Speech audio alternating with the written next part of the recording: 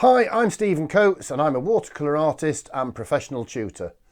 I'm the author of 4 watercolour books and write articles for Leisure Painter magazine. I just want to inform you that this is a short promotional video and I want to quickly show you a very exciting product. So don't go away, I promise you'll love it. Now, I've been in retail all my life and I can't help getting involved with selling products. You can see many of them here behind me. I've been lucky enough to forge a very special relationship with the ProArty brush company, and they make a few products especially for me which are only available from my website, or if you see me on my travels at various shows or demonstrations. Now, most watercolour artists will use a standard round brush for much of their work. These range in size from really tiny ones marked with a low number such as a size 1 or 2. This one here is a size 2. I've also got a size 8, which is kind of a medium one, and they go right up to a size 24, which is ridiculously big. This one here is a size 20, and if I'm honest, I don't really use this very much. Now, these workhorse brushes vary from one manufacturer to another. To be honest, the sizes are pretty consistent, but the shape of the brush head and the type of hair used can be quite different.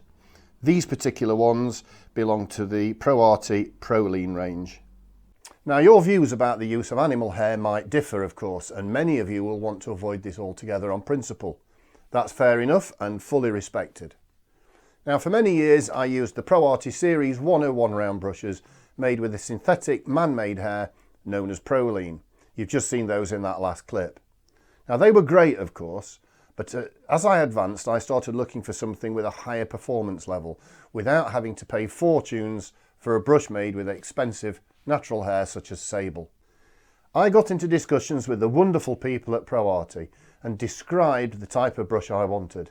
I asked for a brush head that was a little longer than the traditional round brush so it could have the same volume but with a more gentle taper and much sharper point. Now, as luck would have it, they had just discovered a brand new synthetic hair which was a lot finer, making the brush head much softer, more like a natural hair in fact. Not only that, but the hair is a little inconsistent. Rather than being completely straight, some of the hairs are quite wavy, and when they are bunched together in the brush head, there is more airspace between them. This allows water to flow in and out more readily and increases the amount of water the brush head can hold. And so the Spearhead was born. So here it is. I chose the name Spearhead, not just because it's quite a raunchy name, because the taper of the brush resembles the point of a spear or a javelin, perhaps. You can see that here as we look at the comparison between the ProLean number 8, which I'm just bringing in now, and the Spearhead number 8. Both of these brushes are wet and have been drawn to a point. You can clearly see that the Spearhead brush on the left is much longer with a more graduated taper and a sharper point.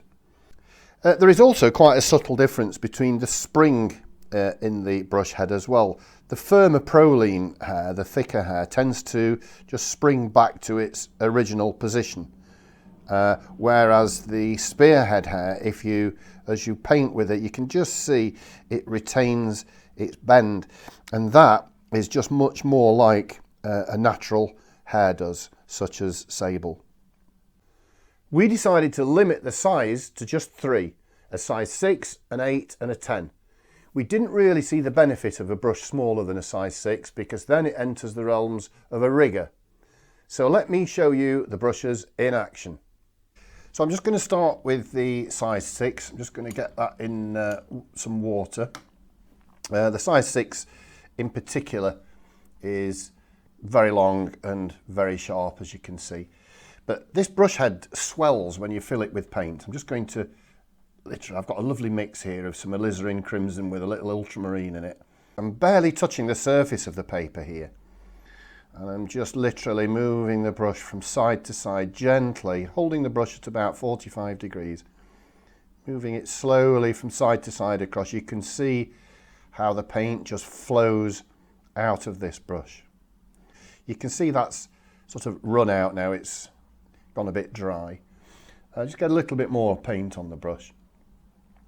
The beauty about this size 6 in particular is how, even though it's a size 6, you can actually create incredibly sharp corners with the brush if you want to be accurate.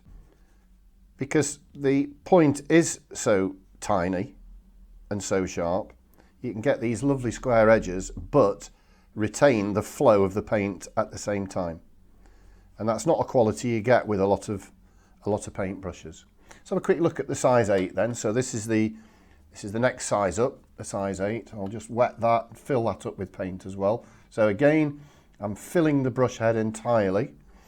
Let's just start at the top here, and you can see immediately that that's delivering a lot more paint. That's immediately, there's more paint flowing out of the brush. And if I just, again, with the same way as I did with the number 6, if I guide this down the paper, just slowly again moving it from side to side. So we've got a full brush head now with the number 8. You can see this is not running out yet. So I always try and encourage people to try and use an appropriate size brush and fill it up. And this is now starting to run out much further down. As you can see, that's run out of paint there, down there. Now if I switch to the number 10 again, look at the size of that brush head. This is much bigger again. Give that a good soak. Fill this up with paint.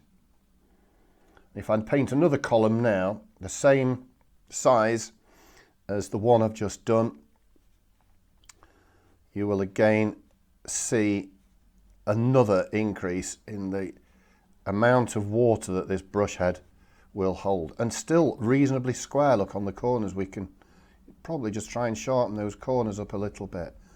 The tip of this brush is just superb. But what I particularly love about the Spearhead brush, the hair in it, is the softness of it and its ability to swell up and hold this much water. I'm just guiding that down. You can see that's still flowing down. I'm getting well past the point here where the number 8 ran out, and I can keep feeding that down, and it's going to be another few centimeters now before that runs out. There we are. It's just kind of run dry now, quite a lot further down. I've just dried that off so that you can see the end result once the water's completely evaporated and the paint has totally settled. I just want to really just draw your attention to the fact that there's barely a mark in this at all. So they're using a large volume of water and just allowing the paint to transcend downwards in a continuous flow like this allows the paint to settle. But the full brush head and the softness of the hair allows this movement of the paint without leaving any significant brush marks in it. It really is quite stunning. So there it is, the Stephen Coates Spearhead by ProArty. These brushes are available exclusively from me, and you can get them on my website, www.coatesart.co.uk. That's on the screen now, across the bottom. They are so much more affordable than natural hair brushes too. I think you'll be surprised at what amazing value these represent. At the time of filming, they range between just under £6 for the size 6 and just under £9 for the size 10. Well, I hope I've been able to show you the wonderful properties and benefits of these particular brushes. But whichever brushes you use, I hope you have lots of fun with your painting. And thanks so much for watching.